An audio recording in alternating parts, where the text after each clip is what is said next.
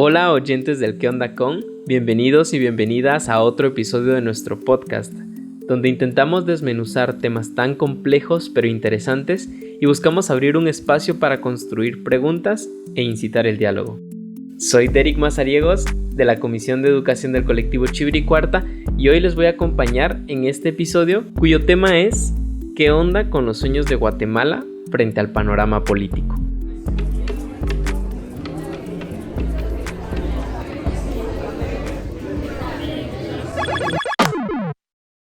En el trasfondo de las diversas y complejas realidades que atraviesa Guatemala, marcadas por desafíos sociales, económicos, políticos y culturales, emerge una historia pesada y dolorosa.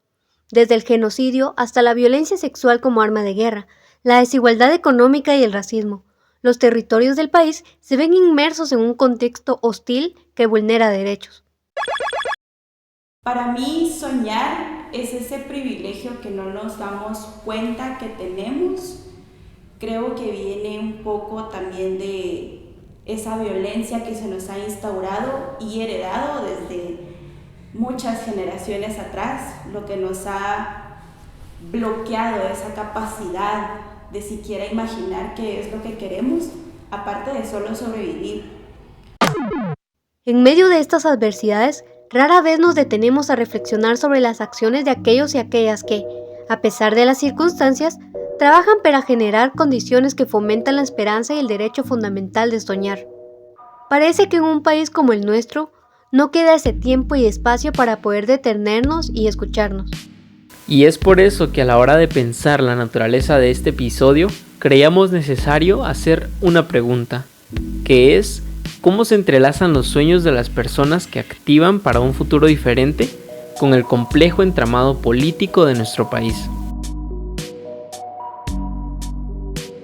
Esta pregunta surge desde las pláticas del colectivo porque nos dábamos cuenta que al ser un colectivo diverso, donde todos hacemos cosas diferentes y de identidades diferentes, unos son artistas, otros somos estudiantes, otros son líderes comunitarios, etc., nos surgía justo esa duda, ¿no? ¿Cómo por azares del destino terminamos trabajando voluntariamente por un mismo fin, que es ver a nuestro municipio distinto?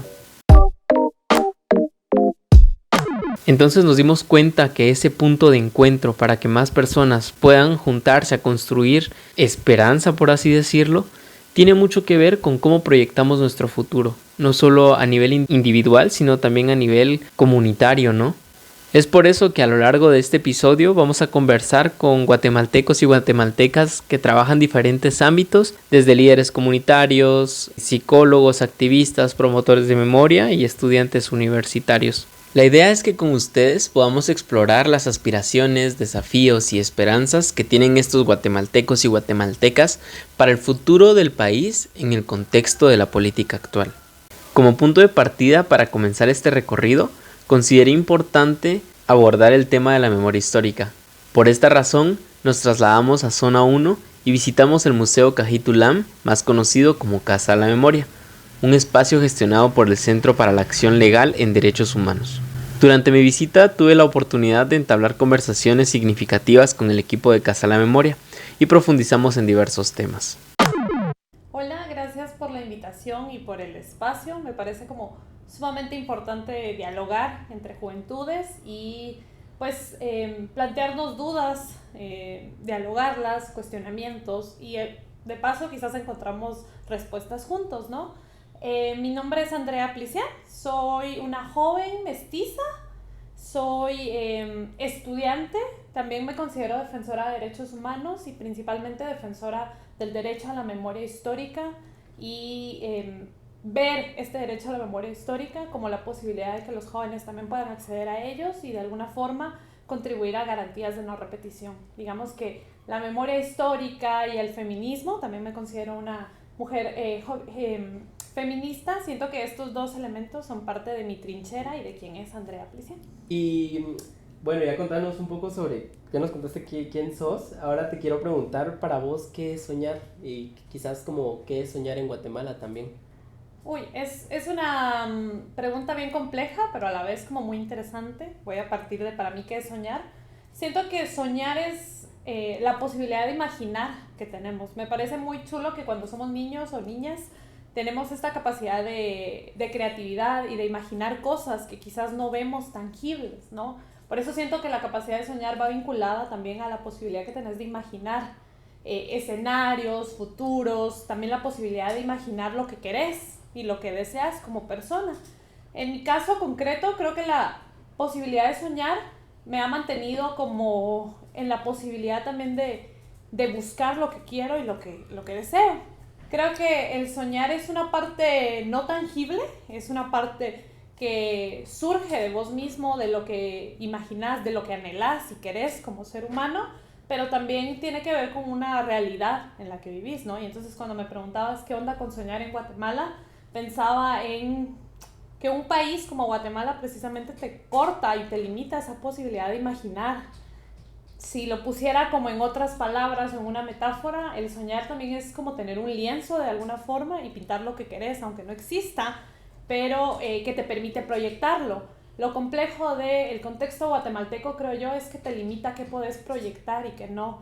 Y esto por diferentes situaciones. Te lo limita por el contexto en el que naces, pero además por todos los mandatos que existen en un sistema que es patriarcal, colonial, clasista.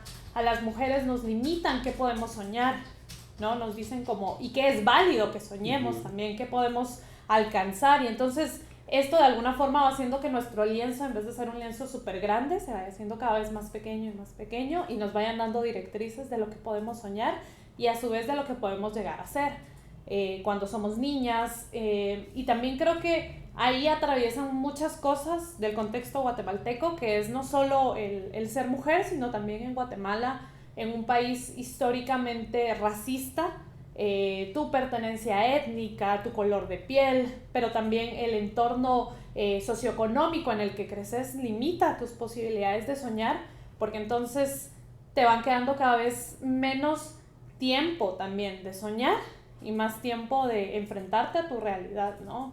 Y eso me parece sumamente complejo y peligroso porque creo que cada vez más las juventudes y la niñez en Guatemala va teniendo menos espacio para soñar porque te enfrentas a una realidad y a un contexto duro, no solo históricamente, como en el caso de Guatemala, sino también en el contexto actual en el que nacemos y crecemos, que te obliga a crecer muy rápido, a asumir roles muy importantes cuando aún sos niño, a ser adulto incluso cuando sos niño, te va quitando esa posibilidad, ¿no? Creo en ese sentido que las juventudes juegan un papel sumamente importante porque pueden invitar a otros niños y niñas y a otros adolescentes y a otras juventudes a soñar. Y me parece que podemos ir rompiendo también con la idea de que el soñar es una cuestión meramente infantil, sino que ser adultos o ser jóvenes adultos también podemos desarrollar esa capacidad de soñar. Yo creo que siempre, todos y en cualquier etapa de nuestra vida y en cualquier edad, podemos tener esa capacidad de imaginar y de crear y proyectar, ¿no? Me encanta, gracias. Y amarrado a eso, porque me gustó mucho la metáfora de lienzo, ¿no? De que, o sea, dependiendo del tamaño podemos ir proyectando nuestros sueños. Yo te quería hacer la pregunta, ¿no? Sobre, por ejemplo, cómo la memoria histórica influye en cómo proyectamos esos sueños, ¿no? O sea, para vos, ¿cómo influye esta memoria colectiva como país para la proyección de los sueños de las infancias y adolescencias y juventudes? Yo creo que ahí hay dos posibilidades en las que la memoria puede influir en la forma en la que soñas. Uno es desde la memoria histórica del dolor, que es con la que crecemos y vamos aprendiendo poco a poco cuando entramos a espacios reflexivos, cuando nos damos cuenta que en Guatemala han existido más de 500 años de opresiones, de abusos en contra de las mujeres, de los pueblos originarios, de las juventudes. Creo que cuando te pones en ese contexto te das cuenta que soñar en un país como este es complejo, pero aún así soñar y llevarlo a la realidad es casi imposible, ¿no? Porque creo que cuando vamos creciendo nos vamos topando con la realidad, con los privilegios, opresiones que vivimos y que atraviesan, como vos decías, nuestra memoria histórica, pero también atraviesan la identidad y los cuerpos que habitamos. Y en ese sentido, cuando nos vamos topando con la realidad, Y esa realidad nos va diciendo que existe un sistema, que existe una estructura estatal, que existen instituciones como la escuela, como la iglesia, como el mismo gobierno, que de alguna forma te van limitando esa posibilidad de soñar, y el poder acceder a cumplir y a realizar esos sueños, vas perdiendo esa capacidad, ¿no? Y la memoria histórica a veces no es muy alentadora, porque te das cuenta que esto ha existido como un continuum, como algo que se ha repetido a lo largo de más de 500 años. Y puede parecer frustrante, cansado y también creo que limitante hasta cierto punto. Pero por otro lado, y desde también este ejercicio de la memoria, para mí también ha sido la posibilidad, y recientemente hemos platicado como en este espacio de la casa, como de las posibilidades que tiene la memoria histórica, y creo que las posibilidades también son pues aprender del pasado, ¿no? Y aprender no solo del pasado personal, sino también de nuestros pasados familiares. Para mí ha sido muy significativo poder conocer mi pasado, mi identidad, para saber qué quiero proyectar. La Casa de la Memoria inicia el recorrido con un poema de Humberto Acabal que dice: de vez en cuando camino al revés, es mi modo de recordar. Si caminara solo hacia adelante te podría contar cómo es el olvido. Y entonces he aprendido de una forma muy bonita que proyectar mi futuro también implica revisar mi presente y por supuesto mi pasado, saber de dónde vengo, reconocer mis raíces y reconocer también los privilegios y opresiones que he vivido en el cuerpo que habito y en mi contexto histórico, ¿no? Entonces creo que ahí también he encontrado en la memoria histórica la posibilidad también de soñar futuros diferentes, de decir merecemos vidas dignas, merecemos contextos sanos, seguros, merecemos crecer como niños, como adolescentes, como mujeres jóvenes, y eso es sumamente importante porque creo que cuando más desalentador puede parecer el contexto social, cultural, político, como actualmente se vive en Guatemala, echar un vistazo a la memoria y a ver a todas las personas que han proyectado y que también han soñado con un país diferente y con una sociedad diferente, también te impulsa a pensar que vos también podés soñar con eso. Quizás no es tan cercano, quizás no es tan tangible, pero existe la posibilidad. Y creo que esa es la magia del soñar, ¿no? La posibilidad de siempre imaginar un futuro. Creo que cuando perdemos la posibilidad de soñar, estamos perdiendo todo. Hay quienes decían que cuando perdés la esperanza, pues ya perdiste, ¿no? Ya no tenés chance porque ya no querés cambiar las cosas. Y yo creo que muchos de nosotros, y sobre todo las juventudes, a pesar de los retos que representa crecer en un país como Guatemala, todavía soñamos y esperamos que las cosas puedan mejorar y cambiar para todos. No solo para nosotros, sino también para nuestros amigos, nuestras amigas y las futuras generaciones, ¿no? Entonces, en ese sentido, la memoria histórica, aunque parezca dura, siempre decimos que es como agridulce, que parece un trago amargo. Creo que cuando te apropias de esa memoria histórica podés ver las posibilidades también de construir y de soñar diferente y de soñar eso que queremos y que anhelamos tanto como seres individuales y como sociedades. Gracias. Yo te quería preguntar, ¿cómo te gustaría ver o cómo es la Guatemala que vos soñás como Andrea Feliciano? Porque cada vez las preguntas son más difíciles, creo yo, y cada vez es más difícil de imaginarlos. Creo que este mismo país te ha quitado la posibilidad de imaginarte un futuro aquí mismo. Incluso, ¿no? Muchas juventudes sueñan o hemos soñado en algún momento en salir del país, ¿no? Entonces, imaginarte un futuro dentro de un país que te oprime, un país donde la corrupción, donde la desigualdad siguen funcionando, ¿no? Y donde hay un retroceso en materia de derechos humanos es difícil, pero a la vez también creo que te hace saber lo que no querés, y cuando sabes lo que no querés, puedes proyectar lo que sí querés en este país, ¿no? Y a mí me gustaría un país, en principio, un país donde todos pudiéramos tener, pues, el acceso a los servicios básicos, donde la paz, desde conocer la memoria histórica y desde el trabajo de memoria histórica, he reconocido la importancia de la paz, y la paz no solo como el cese de las armas, sino la paz como esa seguridad que todos merecemos, que es una seguridad social a través del acceso a la educación, de la salud, el acceso a la vivienda digna, a prestaciones y condiciones laborales. Sueño en un país en donde las juventudes puedan tener posibilidades, no solo de estudiar. La cantidad de deserción escolar que existe en Guatemala y que se ha aumentado a partir de la pandemia ha sido sumamente grande. Entonces sueño en un país donde todas las juventudes también puedan soñar un futuro y no conformarse con vivir su presente y su realidad actual, ¿no? Y por supuesto también sueño en un país donde podamos transformar los problemas estructurales y no solo de forma superficial, sino podamos abordar estos problemas que son gigantes y que son históricos, más de 5 siglos, con el racismo, con el patriarcado. Creo que es importante transformarlo, pero también es importante analizarlo y hacer conciencia al respecto del rol que jugamos las juventudes o los diferentes pueblos en este sistema, ¿no? Y eso, un país para vivir, creo que es lo que sueño, un país para vivir donde pueda seguir estando con mi familia y que, por ejemplo, mi sobrina pueda crecer bien, que la gente que quiero, que mis amigos, que mis amigas y que las nuevas generaciones puedan vivir en un país digno. Creo que eso, ¿no? Es lo que me mueve también al trabajo que realizo por la memoria histórica y los derechos humanos, porque creo que lo merecemos también como sociedades y como juventudes. Guatemala ha sido un país históricamente golpeado, las sociedades guatemaltecas y principalmente los pueblos originarios han sido pueblos históricamente violentados, y creo que merecemos vivir la paz y merecemos vivir dignamente y merecemos vivir también en un país que sea para todos y todas y todes, ¿no? En un país donde quepamos y donde podamos convivir en paz.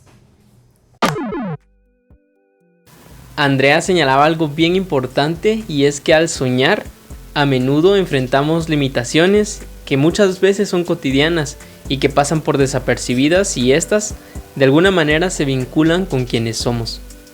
Ella hacía la metáfora del lienzo, que se me hizo muy genial esa forma de verlo, y algo también que mencionaba es que soñar no solamente tendría que quedarse en la infancia, ¿no? Como decía Andrea, nos arrebatan muchas veces desde la niñez este derecho fundamental de soñar. Ahora bien, la siguiente invitada de este episodio es Thalía Calderín. Ella es psicóloga e integrante en el componente de Derechos de la Niñez en la Oficina de Derechos Humanos del Arzobispado de Guatemala. Entonces, el día de hoy nos acompañará Thalía para platicar un poco de todo esto y su experiencia en la defensa de los derechos de la niñez.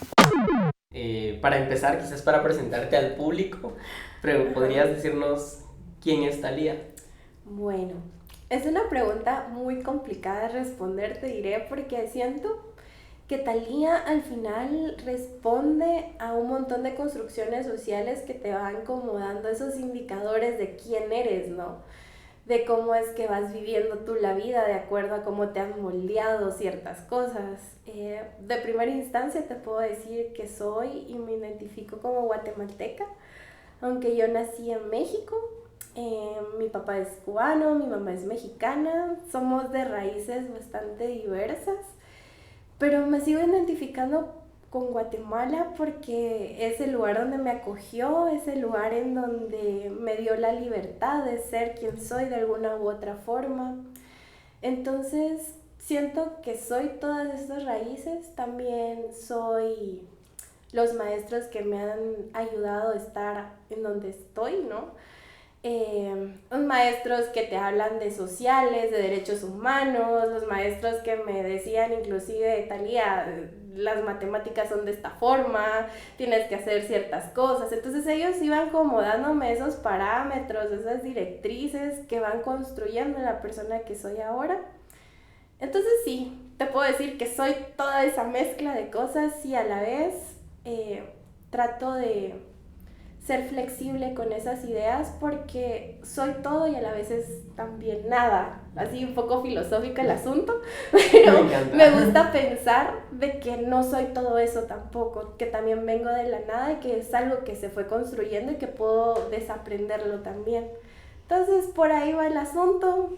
Es un poco complejo, pero eso es lo que soy. Me encanta esa parte de desaprender, o sea, como vengo construyéndome, pero también tengo esa apertura de construcción, ¿no? Me encantó ahí, muy filosófica.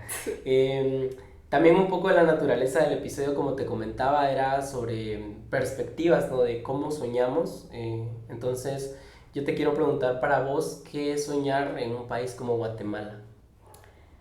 Es bonito soñar en una Guatemala que permiten la diversidad de pensamientos, la diversidad de culturas, de etnias, de idiomas.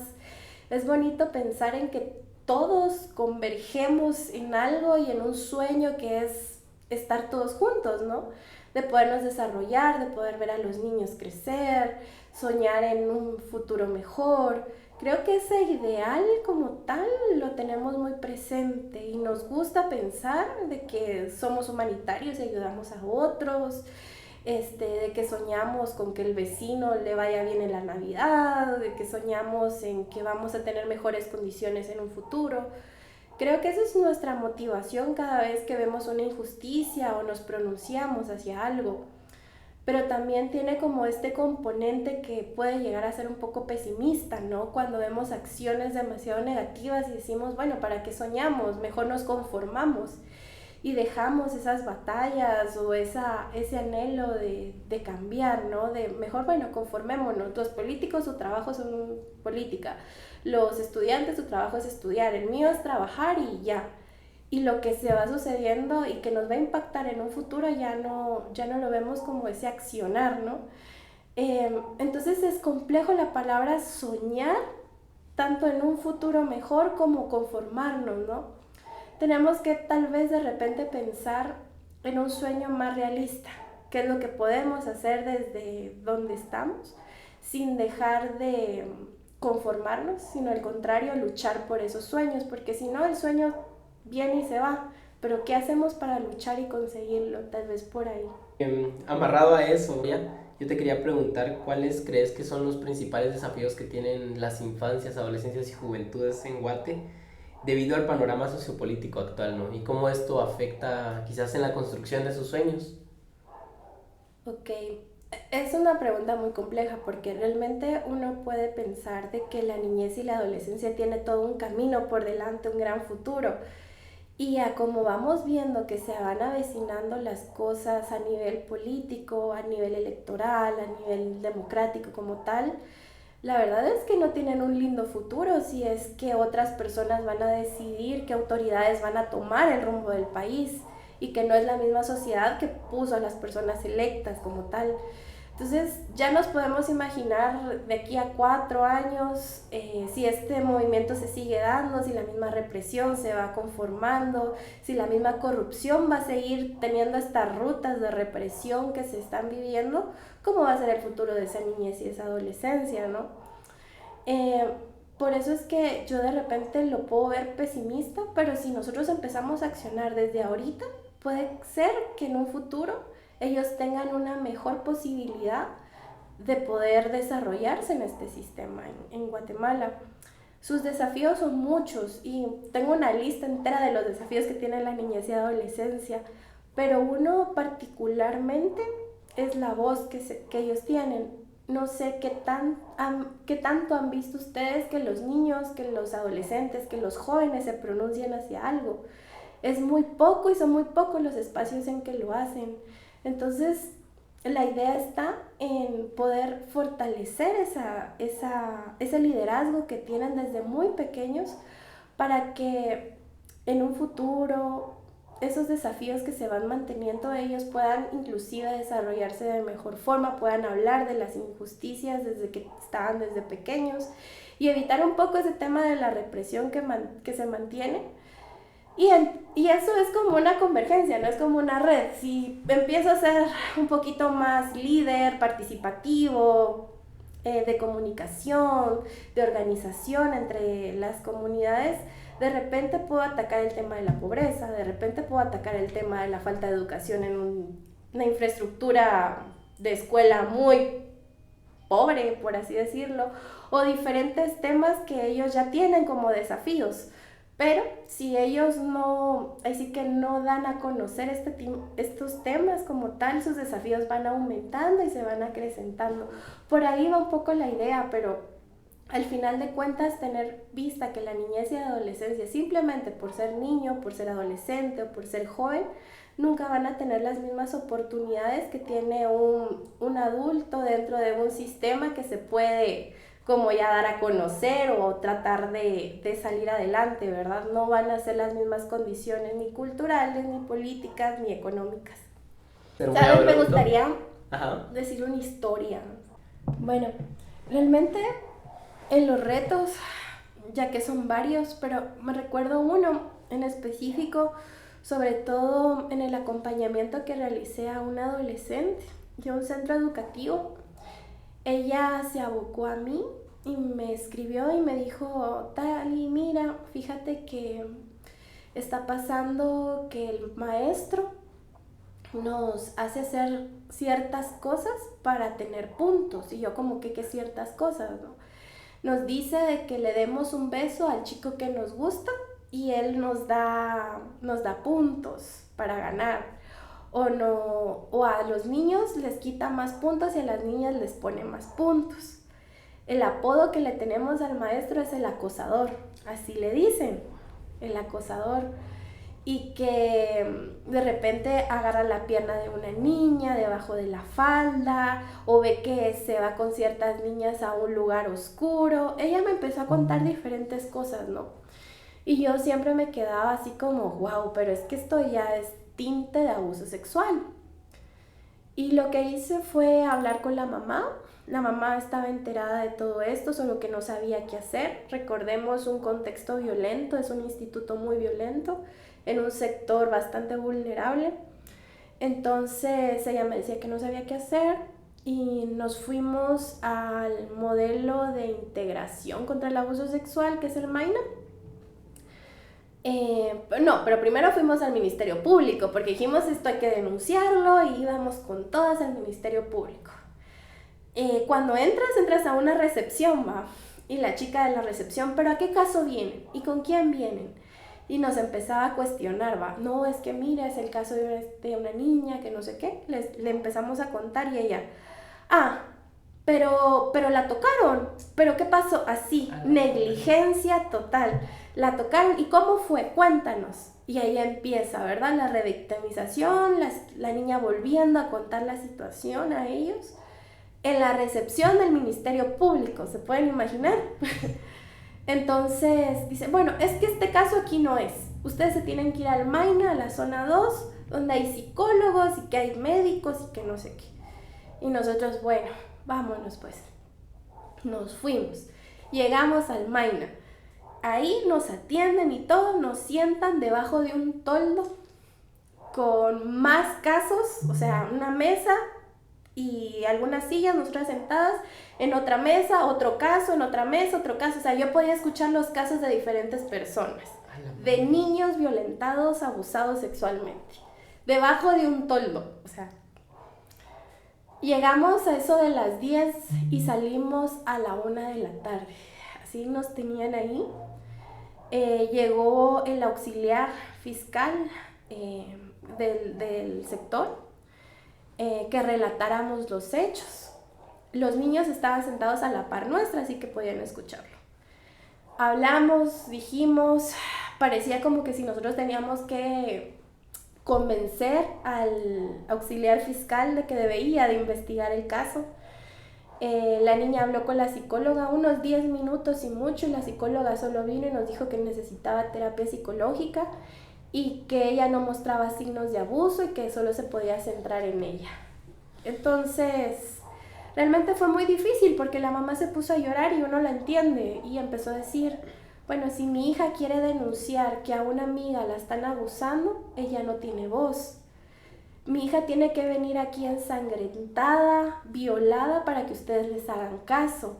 Ella les está contando algo, le están diciendo, o ella está aprendiendo a que no puede denunciar o no puede defender a sus compañeros. Y toda la razón del mundo. El mayor desafío que tiene la niñez es poder participar y poder hablar de lo que sucede, porque los adultos no les creen. Y esto es lo que pasa dentro del sistema. Está tan a veces burocratizado que porque la niña no tenía los contactos o no tenía fotos de lo que había pasado, ellos no investigaban. Ese era uno de los grandes problemas, ¿verdad? Entonces salimos de ahí decepcionadísimas, enojadas con medio mundo porque tardamos 4 o 5 horas tratando de discutir de por qué el caso era importante para que lo investigaran y quisieran algo, ¿no? No, pero eso sí, las secretarias, los auxiliares fiscales, todos ellos en sus oficinas, ¿va? Cómodos y tal. Las víctimas debajo de toldos y en sillas. Esperando 4 horas para revictimizarse y con esa revictimización quizás convencer para ver si te toman. Ajá. Mano, qué horror, qué horror. Mencionabas algo bien interesante que es como... Eso fue el acompañamiento que se dio, ¿no? Desde tu organización y aparte de eso yo te quería preguntar sobre tu experiencia, ¿cómo puede el trabajo de las organizaciones sociales contribuir a mejorar el buen vivir y la salud mental de los niños para que pues puedan proyectar quizás de alguna manera mejor o más unos sueños más sanos y más como alcanzables, ¿no? O sea, desde tu perspectiva, desde tu experiencia en campo, ¿cómo pueden? Sí, saliendo de este caso un poco, lo que sí como aprendizaje nos quedó, porque de todo aprendemos, hasta de estas cosas negativas, es el hecho de que se necesitan los acompañamientos sí o sí de organizaciones sociales que lleven los casos. Porque esta señora que no sabía leer o escribir, que no sabía lo que les estaban diciendo de que este caso no ameritaba de su pasaje desde allá hasta acá, ya no podía llegar a denunciar. Esas pequeñas cosas que ustedes, aunque crean que son mínimas, son grandes pasos para que se pueda dar una denuncia. Entonces, ese acompañamiento que deben de darle las organizaciones sociales es de mucho peso, porque no solo los asesoran jurídicamente, no solo los asesoran en temas de salud mental, sino también le dan este peso de que están bajo el paraguas de una organización. Porque yo les apuesto que yo acompaño a una víctima, va a ser diferente el trato que va a tener si ella va sola, por ejemplo. No, si acaso no llega al toldo, llega afuera. Y si ha dado caso, la acompañan o le hablan, pero de ahí no pasa. Entonces, es importante que dentro de las organizaciones de sociedad civil sí nos articulemos, porque los sistemas de justicia y los sistemas de detección de abuso no están coordinados. Y la única forma de que se coordinen es cuando de verdad existe un interés. Pero como la sociedad civil sí tiene este interés, es mejor que entre nosotros nos podamos acompañar. Contestando a tu pregunta, podemos apoyarlos desde muchas perspectivas. Una, desde que los escuchamos ya estamos resignificando su voz. Lo que te pasó no es normal. Hay consecuencias, hay formas de acuerdo a la edad de cada uno, ¿verdad? Se puede explicar con cuentos, con canciones, con historias, dependiendo de la edad de cada uno de los niños, niñas y adolescentes. Desde ahí nosotros podemos empezar a dar ese resarcimiento que necesitan de la injusticia que vivieron. Y luego, posteriormente, pueden inclusive abocarse a diferentes organizaciones que dan esta atención psicológica más grande, ¿verdad? Que ya tiene un proceso, un seguimiento como tal. No podemos hacer algo que no está dentro de nuestras capacidades o habilidades. El escuchar a un niño que ha sido violentado es una de las cosas que uno menos tiene que revictimizar para que se cuente la historia una y otra vez. Lo tiene que hacer sí o sí con un profesional, y la mejor forma para mejorarlo es resignificándole primero el hecho de lo que sucedió y el acompañamiento que lo vamos a dar con un profesional, para que esto no se siga volviendo algo más grande. Es como un dolor de estómago. Si lo dejas y no lo tratas, se va volviendo en una gastritis, una úlcera, algo peor. Igual pasa en la salud mental. Si algo se queda, por muy minúsculo que sea, se puede volver en un trastorno, por ejemplo, al niño, niña o adolescente después de un abuso o cualquier tipo de trauma que haya sucedido. Gracias. No, y lo que decías, a mí me gustó mucho lo del acompañamiento, ¿no? O sea, por ejemplo, digamos, la distancia. Me gusta, por ejemplo, eso que dijiste, o sea, está lejos, pero lo que representa para nosotros como quizás una cotidianidad de, tengo que ir a cierto lugar. O sea, la barrera del costo de la movilización y demás es ya un reto. Sí, ¿no? Diferentes factores, o sea, la cultura de la denuncia no es simplemente denunciar y ya, es pensar en que no voy a trabajar un día, porque normalmente es de lunes a viernes. Entonces no voy a trabajar un día para ir a denunciar y tengo que gastar entre 20, 30 quetzales y por así decirlo, dependiendo la distancia de transporte para llegar.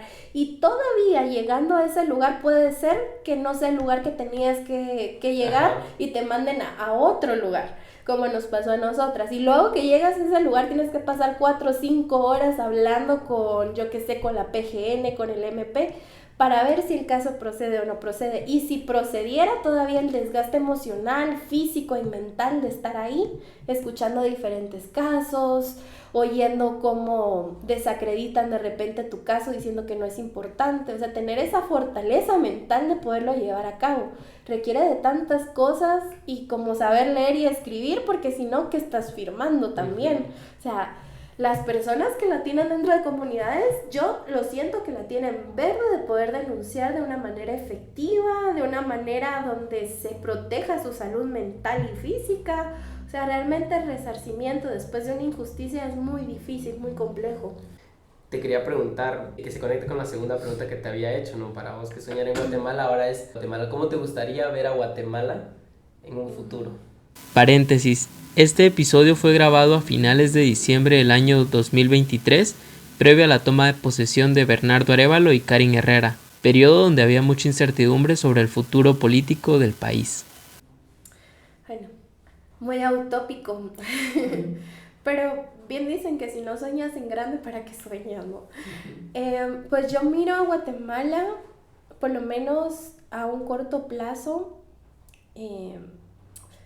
la veo muy pesimista, no sé si es la palabra, muy negativamente en el tema político, porque sé que cuando hay un sistema que se ha mantenido en ese status quo de poder, de poder controlar ciertas cosas o tener muchos privilegios, obviamente ese rompimiento no va a ser sencillo.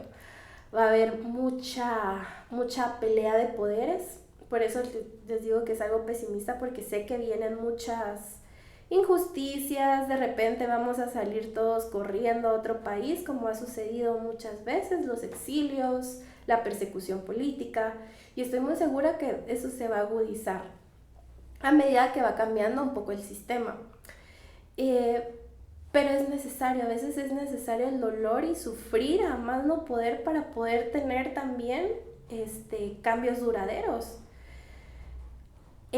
Soñar con una super Guatemala, yo lo creo que es muy utópico, no lo considero que pueda realizarse, no a un corto plazo, sino va a ser en un tema de mucho sufrimiento, mucho sacrificio y de mucho trabajo en organizaciones sociales, que es donde sé que está este tejido que se está construyendo.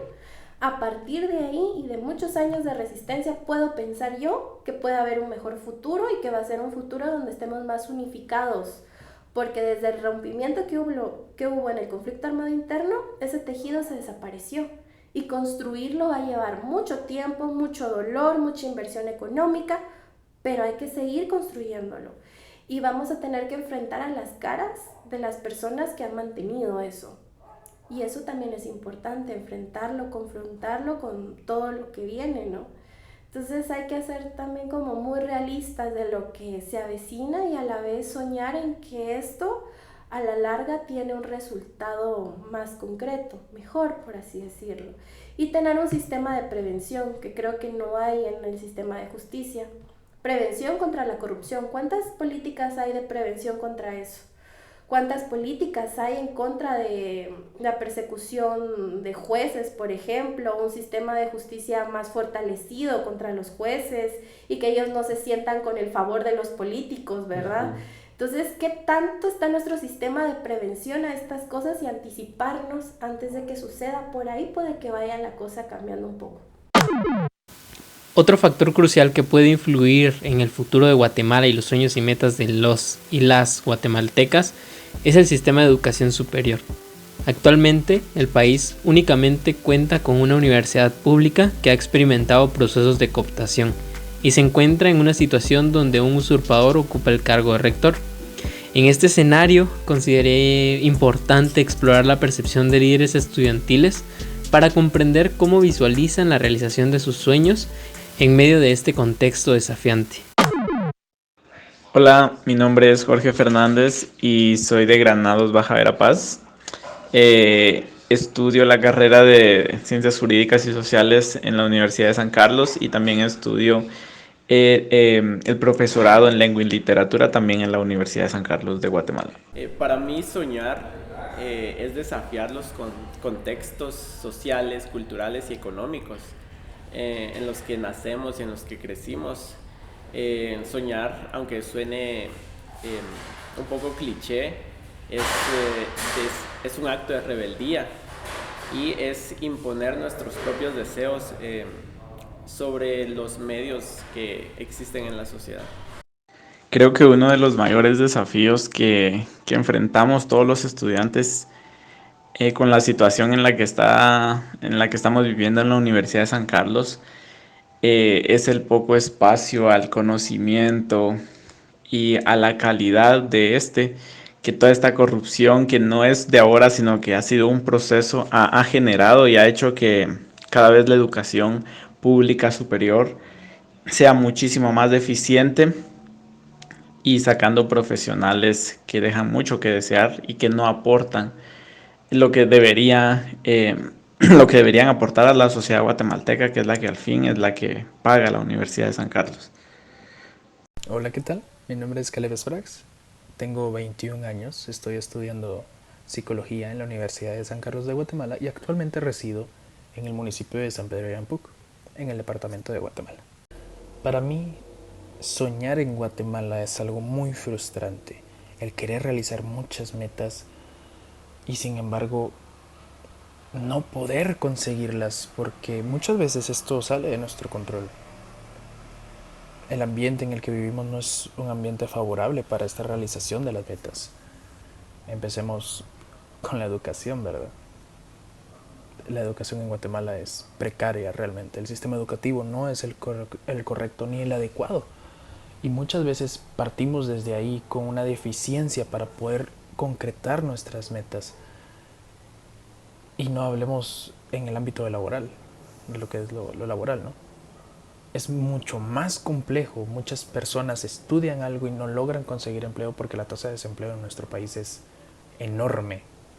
Y eso dificulta mucho más el poder completar esos sueños y esas metas que nosotros tenemos. Desafíos en la universidad siempre han habido. Sin embargo, en estos tiempos, con la coyuntura que se tiene, con el hecho de que está cooptada por un usurpador como lo es Walter Mazariegos, es mucho más complejo. Uno de los mayores desafíos en la universidad siempre ha sido la calidad educativa, ¿no? Nos jactamos de ser una de las mejores universidades de Centroamérica. Sin embargo, cuando uno entra, ve una realidad completamente distinta. Ve lo precario que puede llegar a ser. Sin ir tan lejos, estoy estudiando psicología y no hay un estándar para la educación. No hay nada que te diga, ok, estoy aprendiendo algo realmente. Tengo licenciados de calidad. Tengo herramientas de calidad. No los tenemos.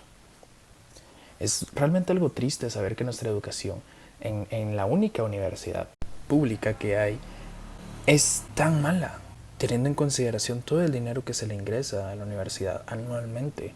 Siento que también uno de los mayores desafíos después de graduarnos, que es complejo también, el proceso de graduación es extremadamente complejo, es, como lo mencionaba antes, la tasa de desempleo. Yo, en lo personal, tengo mucho miedo de no conseguir trabajo de lo que estoy estudiando. Y asimismo considero que hay muchas personas, muchos estudiantes deseosos de poder ejercer, sin embargo, no se nos permite poder hacerlo. Con el propósito de explorar las iniciativas comunitarias en defensa de los derechos cotidianos, nos fuimos a Zona 18, específicamente a la Colonia El Renacimiento. Ahí tuvimos un espacio para encontrarnos con doña Victoria, una destacada líder comunitaria que ha estado organizando a la comunidad desde el COCODE para la reivindicación de su derecho al acceso al agua. Muy buenas tardes, mi nombre es María Victoria Aguilar García, tengo más de 46 años viviendo en la Colonia Renacimiento Municipal. me involucré por un señorón pues que ya falleció, que se llama don Rafael Argueta, y él me indujo a lo que era el comité de vecinos, y pues desde ahí empecé a apoyar a la comunidad en espacios donde hay necesidades, porque como les comento, la Colonia Renacimiento Municipal tiene más de 47 años de estar fundada, pero acá era una montaña de árboles preciosos, ¿verdad? Y poco a poco pues la gente ha estado haciendo sus casitas, ha mejorado su calidad de vida, ¿verdad? Entonces se han perdido los arbolitos, pero desde ahí, desde hace años, pues yo vengo apoyando a los vecinos dentro de lo que son sus necesidades, y una de las básicas es la falta de agua. Incluso se les ha apoyado con lo que es el título de su propiedad, se han apoyado legalizaciones de terrenos, espacios donde no había legalización los logramos legalizar. O sea, se ha venido trabajando desde hace años, pero más que todo el agua, ese ha sido el problema primordial dentro de nuestra comunidad. Pero ahí vamos trabajando, pero no solo yo, ¿verdad? Alrededor mío pues ahí tengo personas muy capaces de hacer también el trabajo que yo realizo, porque están a un lado mío, no están ni atrás ni delante, sino que están a un lado mío brindándome el apoyo que necesitamos acá en la comunidad. De hecho, cuando hay necesidad de anteriormente, era una colonia donde se habían chorritos públicos en cada una de las esquinas, y ahí pues se lograba llenar los botes para poder llevarlos a casa.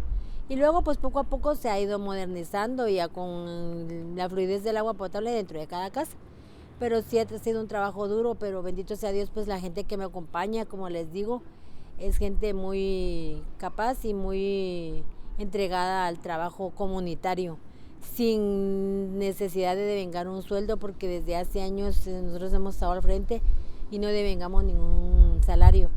Pues como les decía, mi nombre es María Victoria Aguilar, tengo 59 años y bendito sea Dios, pues aquí estamos en compañía de todos los vecinos, ¿verdad? Y siguiendo adelante como todo ser humano, ¿verdad? Y gente trabajadora también. Soñar es pensar en grande, es pensar en que mi bella Guatemala tenga las posibilidades de un buen vivir. Pero cuando hablamos de un buen vivir, hablamos de que dentro de nosotros como familia, dentro de cada una de nuestras familias, empezar a cambiar nuestra forma de vida y transmitir lo bueno para que toda la gente se contagie. Pues hay mucha necesidad de que la gente pues entienda de que nada malo nos trae ser malas personas, ¿verdad? Y mi sueño es de que la gente cambie en su totalidad, en su forma de ser, en su forma de apreciar las cosas, que valoren más que todo los recursos naturales que Diosito nos ha dejado, porque la verdad es de que hay muchas personas que no le ponen mucho asunto. Quieren ir a la playa, pero la van a ensuciar. Quieren agua, pero tampoco siembran un árbol. O sea, soñar para mí es esperanza. Es esperanza. ¿Cuál ha sido el mayor reto que ha tenido usted en su lucha por la defensa del derecho al agua? Su mayor reto. Mi mayor reto es no poder dormir. No poder dormir sabiendo de que hay gente que se limita a muchas cosas, porque acá en la colonia yo me he dado cuenta de que cuando hay falta de agua, las personas tienen otros gastos extras, lastima el bolsillo de las personas porque tienen que comprar platos desechables, vasos desechables para no gastar agua en lavar trastos. Imagínense que hasta tal vez han dejado de bañarse 2, 3, 4 días, pero resguardar el agua para por lo menos el sanitario, porque es una necesidad básica y eso es de todos los días, y ese es un reto que la verdad es que a mí no me deja dormir solo pensar de que la gente está careciendo de agua. Pero lo más triste acá es de que las instituciones cobran mes a mes, el recibo llega mes a mes, y hay que pagarlo, porque si no se paga en unos 2, 3 meses que le venga, ya le están cortando el servicio, un servicio que no, a veces no tienen. Y pues la lucha ha sido fuerte, la lucha ha sido fuerte. De hecho, estuvimos en una reunión donde nos iba a atender Crista Fonsea, que era la actual gerente de Empagua, y pues no nos quiso atender, y pues le pedimos de que nos atendiera. Estuvo citada en el Congreso de la República. De hecho hay un video donde ella, por falta de quórum, había dicho que no podía hacer la reunión, pero estábamos la mayor parte de líderes de Canalito, Zona 7, Zona 21, había diferentes zonas afectadas pues por la misma situación, pero a la larga no nos dio la entrevista. Hasta después yo le supliqué a ella de que nos diera una audiencia, y si nos dieron una audiencia como a los 3, 4 días, como a la semana cabal aquí en la Regencia Norte, y pues se solventó una mínima parte, porque no le puedo decir que todo, ¿verdad? Entonces, otra de las cosas es de que los retos que quedan es continuar apoyando al vecino para que la falta de agua pues ya no se suscite más, y que si os van a pagar el servicio pues que lo tengan, ¿verdad? Si no, yo pensaría de que aquí, si yo no tengo el servicio, ¿por qué voy a pagar? Ese sería mi lema: si no tengo el servicio, ¿por qué voy a pagar? Pero no, ese es otro reto que también he estado entablando conversaciones con gente de Empagua para ver de qué manera pues les rebajan esos recibos a los vecinos y se pueda lograr algo, pero hasta el momento no. Incluso estuvo la Diaco involucrada, no hizo nada. O sea, las instituciones de gobierno como que no les interesa el tema, ¿verdad? A ellos solo les interesa que les ingrese en fondos, pero no les interesa arreglar la situación de la cual estamos viviendo. Y pues el reto es enfrentarnos a ellos, y con mucho valor pues, y con los derechos que tenemos, porque el agua es un derecho que nosotros tenemos, y aparte de eso, obligación de ellos es que nos la den porque estamos pagando, no es un servicio regalado, ¿verdad? Entonces son varios retos, no solo es uno, ¿verdad? Entonces este es uno de los retos, ver que la población pues, pero no solo en sí mi comunidad, sino que las demás comunidades de zona 18. Imagínense que en zona 18 hay colonias que no tienen ni siquiera drenajes, o sea, no tienen ni siquiera tubería para el agua. O sea, estamos todavía, puchicas, en esas etapas, y digo yo, para este tiempo ya debería de tener por lo menos fluidez del agua en sus hogares, pero no. Hay colonias muy cercanas de acá, de la colonia Renacimiento Municipal, que padece esa situación. Entonces pues aquí el reto es seguir en la lucha y seguir pidiendo el apoyo donde corresponde, para que de una u otra manera pues se logre nuestros objetivos, y logremos pues que también todos tengamos un poco de agua en nuestras casas, y así pues también tener salud, porque también si no tenemos agua no tenemos salud, porque esa es una fuente muy, muy, muy indispensable en nuestras vidas. Gracias. Y la última pregunta es, ¿cuál es la Guatemala que usted sueña? La Guatemala que yo sueño, ay Dios mío, la Guatemala que yo sueño es de que haya empleo para los jóvenes, que no se deje a un lado a los jóvenes, que se les dé la oportunidad de poder progresar, porque hay jóvenes que se desvelan, hay jóvenes que hacen un esfuerzo inmenso, los padres hacen un esfuerzo intenso e inmenso para poderles darles educación a sus hijos, y no es justo que no haya trabajo para ellos. Y la verdad es de que da tristeza ver pues que hay personas que están ocupando espacios donde ni siquiera tienen la capacidad de estudio para optar por esos cargos, mientras que hay jóvenes de universidades, hay jóvenes de escuelas que la verdad es de que se han esforzado mucho, porque no solo se esfuerzan físicamente, sino que también económicamente. A veces sus recursos son muy pobres y entonces ellos tienen que limitarse a muchas cosas, pero a veces dejan a un lado otras cosas por salir adelante, por estudiar, y llegan a tener su título, y cuando vienen se dan topes con puertas cerradas, no les dan las oportunidades que necesitan. Y lo que yo quisiera es que en un futuro pues que se tome en cuenta mucho el joven, para que también evite meterse en cosas que no debe, buscar otros espacios donde no le corresponde, ¿verdad? Porque por la falta de empleo también hay mucha delincuencia, hay mucho desorden, ¿verdad? Entonces no puedo juzgarlos a todos porque también, ¿verdad? Cada quien sabe lo que hace, pero aquí yo pienso de que para mí ver una Guatemala diferente es generar empleo a los jóvenes. Ya estamos llegando al fin de este episodio, pero antes de cerrarlo como tal, quería traer sobre la mesa la pregunta que habíamos hecho al principio, ¿no? Que es cómo se entrelazan los sueños de las personas que nos estamos atreviendo a soñar para un futuro diferente con todo el entramado político de nuestro país.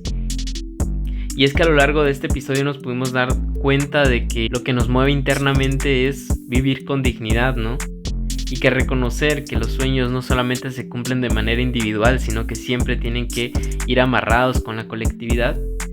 Podemos darnos cuenta que los sueños y el entramado político subrayan la importancia de abordar los desafíos sistémicos para construir una sociedad que refleje las aspiraciones colectivas y que todos quepamos en este país. Que este país no sea de unos cuantos, sino sea un país de todos y todas. Y así llegamos al final de este episodio. Ha sido un viaje bastante revelador a través de las complejidades de los sueños individuales y las dinámicas sociales en Guate. Hemos explorado experiencias de sociedad civil, líderes comunitarios, jóvenes y mujeres, desentrañando cómo las decisiones políticas impactan directamente a nuestra cotidianidad, ¿no? Específicamente la cotidianidad de nuestras comunidades. Espero que cada relato que nos compartieron los y las invitadas nos incite al cuestionamiento y considerar cómo nuestras acciones, ya sea a nivel comunitario o individual, puede contribuir a la construcción de una Guatemala más justa y esperanzadora. Este episodio, en última instancia, al menos desde el colectivo, nos deja con la inspiración y el desafío de seguir siendo agentes de la reconstrucción del tejido social, para que el futuro refleje nuestras aspiraciones colectivas de la sociedad guatemalteca. Gracias a todos y todas por escuchar este episodio. Nos vemos en una siguiente vez. Síganos en redes sociales, porque ahí subimos constantemente el trabajo que estamos realizando desde el colectivo. Y compartan este episodio. Abrazos colectivos. Chao.